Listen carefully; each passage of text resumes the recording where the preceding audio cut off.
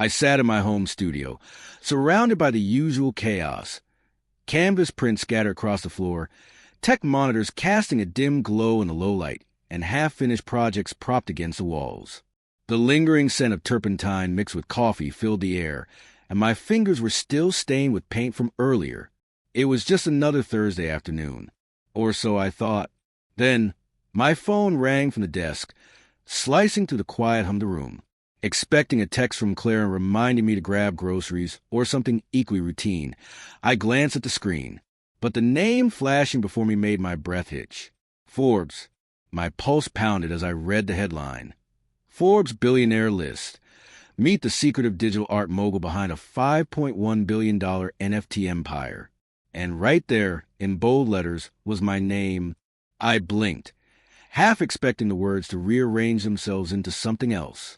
But they remained unchanged, public, undeniable, irreversible.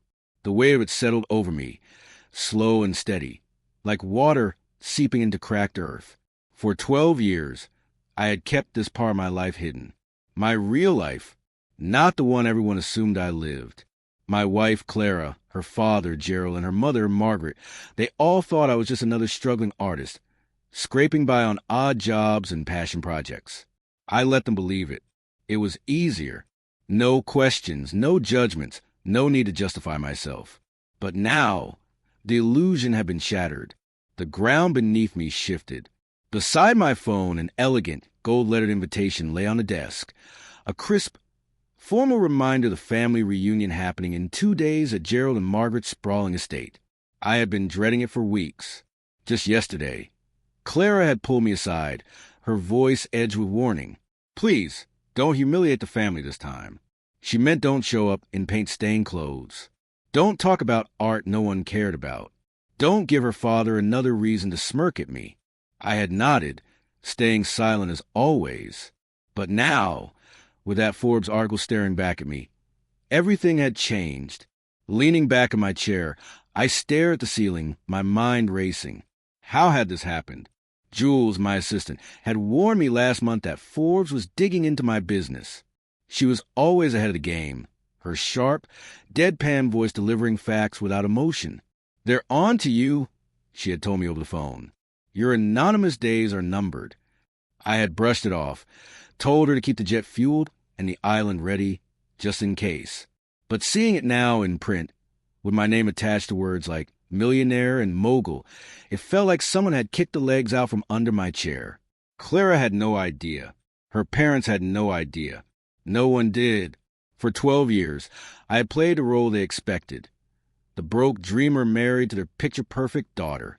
The family joke. The man they pitted at every holiday gathering. I drove an old, beat-up truck, wore bargain bin clothes. Let them pick up the check whenever we went out. Why? Because every time I tried to explain my work, NFTs, blockchain, the digital empire I was building, they either laughed or waved it off. That's cute. Gerald had once said, patting me on the back like I was a child running a lemonade stand. So I stopped explaining, and I built in silence. Now the truth was out. I wasn't sure whether to laugh or panic. I picked up my phone and scrolled through the article. They had everything. My first NFT launch 12 years ago, the anonymous platform I had created, the entire empire I had built while the world wasn't watching. And in 2 days, I'd be standing in front of my wife's family. Would they recognize the man they thought they knew? My venture had erupted overnight. The licensing deals, the acquisitions, even an old portrait of me from a long-forgotten conference where I had once spoken. They called me reclusive, and fair enough. I had spent years avoiding the spotlight, letting my work do the talking. But now, $5.1 billion. The number stared back at me, sharp and undeniable. I had always known I was doing well. I bought a private island last year, for God's sake, but seeing it spelled out like that made it feel heavier. And the timing couldn't have been worse. In just 2 days, I'd be walking into that family reunion. This time, there would be no hiding, no escape. I set my phone down and dragged a hand through my hair, my thoughts racing. Clara would see this soon, if she hadn't already. Her phone was always pinged with news alerts. She thrived on being informed, knowing things before anyone else. What would she say? What would she do? Just last night, we had stood in the kitchen, her chopping vegetables while I pretended to help. With an exasperated sigh, she had muttered, "I hope you find something stable. You know my parents keep asking when you'll finally grow up." I had just smiled, nodded, and let it roll off me like I always did. Stable. She had no idea. And her parents, Gerald and Margaret, were even worse. Old money. Stiff and judgmental. They treated me like some charity case they had graciously tolerated in their daughter's life. Margaret, with her artificial sweetness. Gerald, with his endless lectures on real work. For years, they had looked at me like I was nothing. But now, they would have to eat every single word. I pushed up from my chair, pacing the studio, my boots scraping against the hardwood. My gaze landed on the invitation again, pristine, proper. In just 2 days, I'd walk into that reunion, and they would know. A part of me considered calling Jules, telling her to fuel up the jet and take me somewhere, anywhere, maybe the island, where I could sit on the beach and let this all blow over. But another part, the stronger part, wanted to see their faces. I wanted to watch Gerald's smug expression crack. I wanted to see Margaret clutching her pearls, speechless. I wanted to witness Clara trying to process how she had missed this, how I had built an entirely different life right under her nose. For 12 years, I had been invisible to them, a shadow in their polished world. But not anymore. The truth was out, and it was mine to own. I stopped pacing, picked up my phone, and fired off a text to Jules. "It's live. Plan reveal starts now." Her response came within seconds, sharp and efficient as ever. On it, I exhaled deeply, feeling the surge of adrenaline. This was it. The mask was off, and I was ready to step into the light. I was still processing the Forbes article, my phone heavy in my grip, when another buzz snapped me back. This time, it wasn't a news alert. It was Franklin, Clara's brother. His name flashed on my screen, bold and urgent, like a warning. Franklin was a loud one in the family, always laughing, always teasing me about being the starving artist. There was no way he had missed this. I swiped to answer, leaning against my desk as the walls of my cluttered studio seemed to press in around me. "Hey, Franklin," I said, keeping my voice steady as if nothing had changed. "Are you seriously on Forbes?" he practically shouted.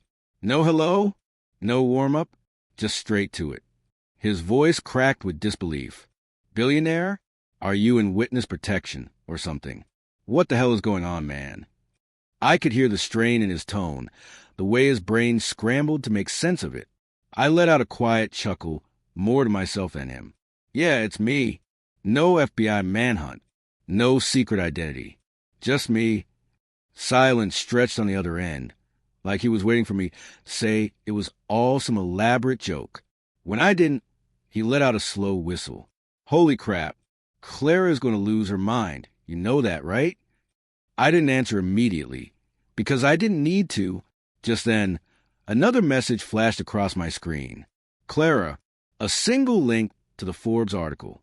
3 words. What the hell? No emojis. No follow-up questions. Just those 3 words, sharp, cold, demanding. I could picture her in the living room, perched at her desk, hair neatly pulled back, lips pressed into a tight line as she stared at her phone.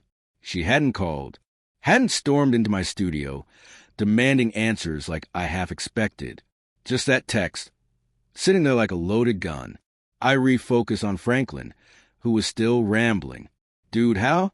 You've been driving that rusty truck forever. You let Mom and Dad pay for dinner last month. What's the deal?" I rubbed my temple, feeling the dull throb of an impending headache. "It's a long story," I said, but it wasn't the whole truth. "Look, I'll see you at the reunion, okay? We'll talk then." Before he could press further, I ended the call and tossed my phone onto the desk like it had burned me. The dominoes were falling now. I could feel it. Franklin was freaking out. Clara was stewing in silence. And soon, her parents would know too. And me? I was still standing here in my paint-stained jeans, the same man they had mocked and underestimated for years.